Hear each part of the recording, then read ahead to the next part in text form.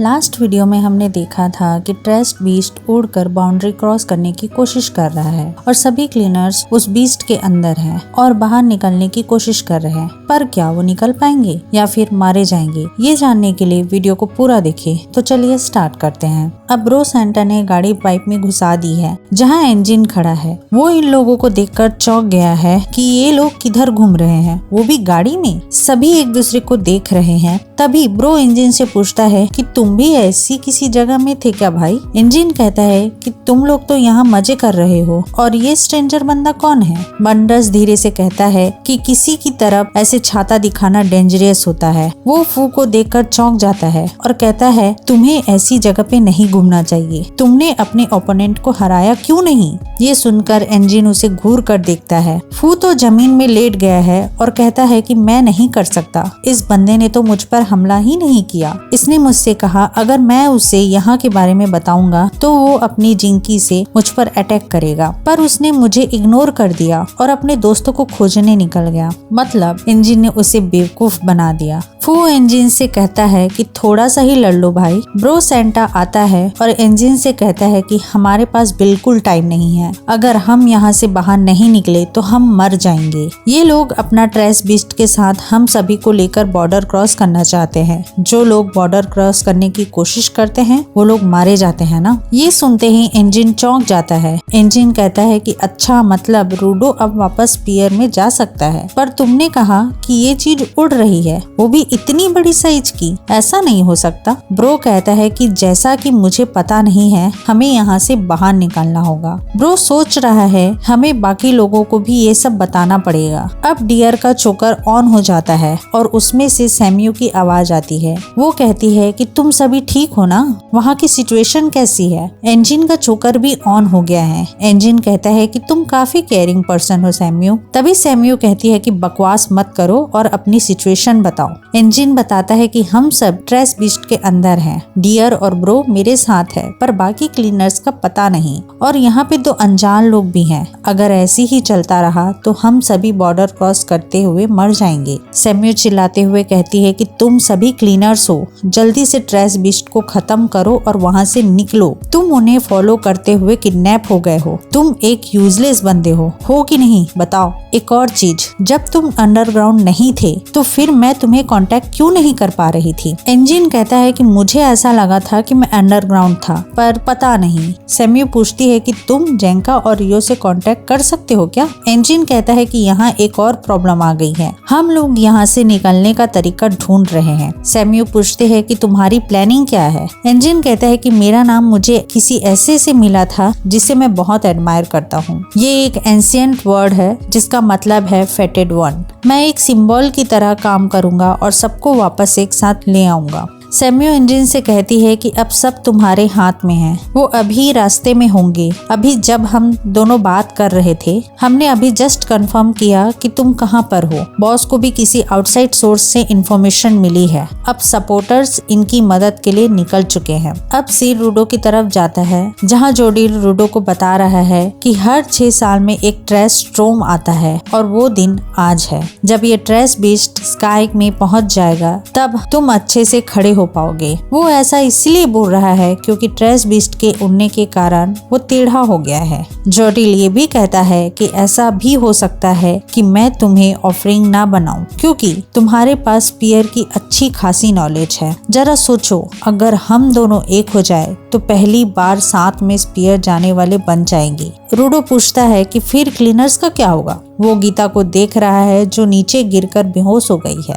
जोडिल कहता है कि मैं तुम्हें एक सबक सिखाता हूँ। सभी तकलीफों को खत्म कर दो अगर तुम किसी गोल को अचीव करना चाहते हो तो। सभी ट्रेस को दूर फेंक दो। रूडो जोडिल से कहता है मैंने इन ग्लव्स को एक नाम दिया है जिससे उन्होंने एक रियल वर्ल्ड प्रॉब्लम से निकाला था, जिसकी मदद से वेस्ट को कम किया जाता है। 3R, ये चीज क्लीनर्स के हेड ने मुझे सिखाया था। ये नाम काम मेरे ट्रेजर के लिए परफेक्ट था। तुमसे मिलकर कुछ वेस्ट नहीं हुआ, मुझे वो चीज मिल गई जो तुम कभी समझ नहीं सकते। रूडो अपने क्लीनर्स फ्रेंड की बात कर रहा है क्योंकि उन्होंने रूडो की तरफ मदद का हाथ बढ़ाया है। ये सब सुनकर जोडिल भड़क जाता है। रूडो बताता है कि वो मेरे कोई रिलेटिव नहीं है, पर उन्होंने मुझ जैसे ट्रेस को एक घर दिया, एक स्पेराइट जो मुसीबत से कम नहीं था, पर वो मेरे बारे में ऐसा नहीं सोचते। उन्होंने मुझे एक्सेप्ट किया। स्पीयर और ग्राउंड में सिर्फ रेक्टो के अलावा क्लीनर्स ने मुझे एक ह्यूमन समझा। मैं अपने गोल और गुस्से को कभी नहीं भूल सकता। तो मैं ये कहने की कोशिश कर रहा हूँ कि सबके साथ रहकर मजे करना ये मेरा तरीका है कि सेटिस्फेक्शन के थ्रू रिवेंज लेना। जोडी रूडो को जोरदार पंच मारता है और कहता है कि तुम्हारा ब्रेन वॉश हो गया है, इसलिए ऐसी बातें कर रहे हो। चलो मैं एक प्रेडिक्शन करता हूँ कि अब पहले तुम्हारे माइंड में एंगर आता है या फ्रेंड्स या फिर रिग्रेट।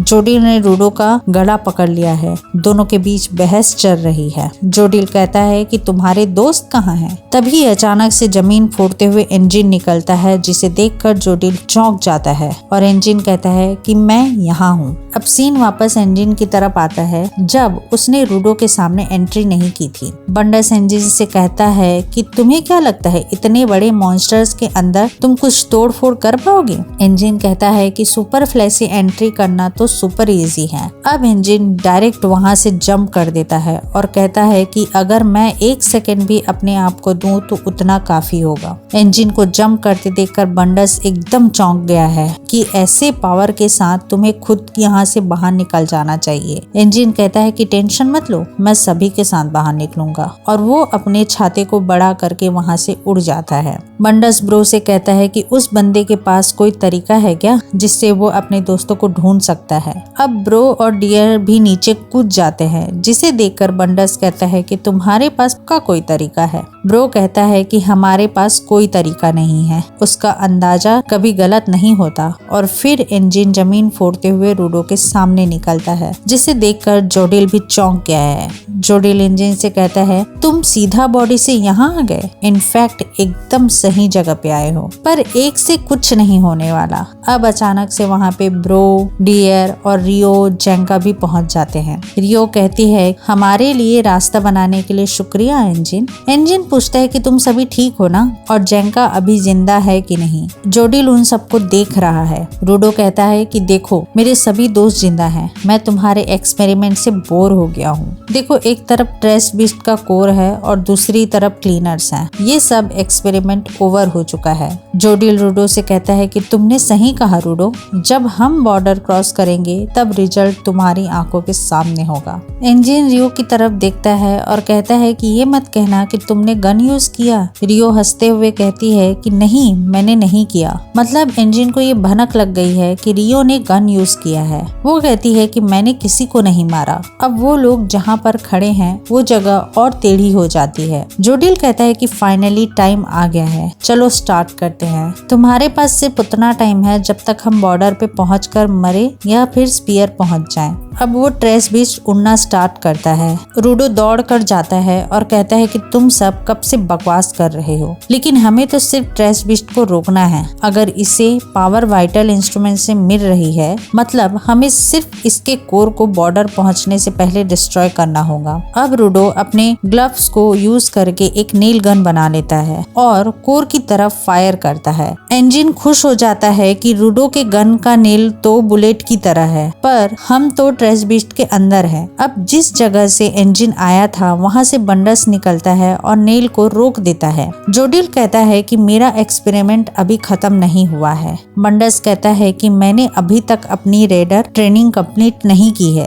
मैं अभी भी रुकी हूँ। ये सुनकर ब्रो चौंक जाता है कि ये बंदा रुकी है। बंडस कहता है कि मैं तुम्हें दिखाता हूँ कि मैं क्या कर सकता हूँ। इंजन और रियो एक दूसरे की तरफ देखते हैं कि ये क्या बोल रहा है। अब इंजन और रियो रूडो बंडस के साइड से निकलने की कोशिश करते हैं, पर बंडस के पास 6 हाथ है और वो अपने दोनों हाथों को बड़ा करके उन्हें रोक लेता है। इसके अलावा वो ब्रो और डियर को भी रोक लेता है। रूडो हवा में उछल कर फायर करता है, पर बंडस उसे भी रोक लेता है। बंडस बताता है कि मेरा वाइटल इंस्ट्रूमेंट प्रोस्थेटिक आर्म है जो अब मेरा हिस्सा बन गया है। सभी अच्छी क्वालिटी के हैं। क्या तुम बॉर्डर पहुंचने से पहले मेरे चंगुल से बच पाओगे? मेरा एक हाथ अभी भी खाली है। अब सीन चेंज होता है जहां मेन होल गिवर एमोजो के पास गया है। वो कहता है कि दूसरा रूकी अभी भी काम कर रहा है, पर तुम क्या करने वाली हो? एमोजो बहुत गुस्से में दिख रही है और वो कहती है कि मैं इसे अपनी लाश पर ही ऐसे खत्म होने दूंगी। तो ये वीडियो यहीं पे खत्म होती है। अगर आपको ये वीडियो अच्छी लगे तो वीडियो को लाइक करें, शेयर करें एंड चैनल को सब्सक्राइब करें। मिलते हैं नेक्स्ट वीडियो में, तब तक के लिए बाय बाय।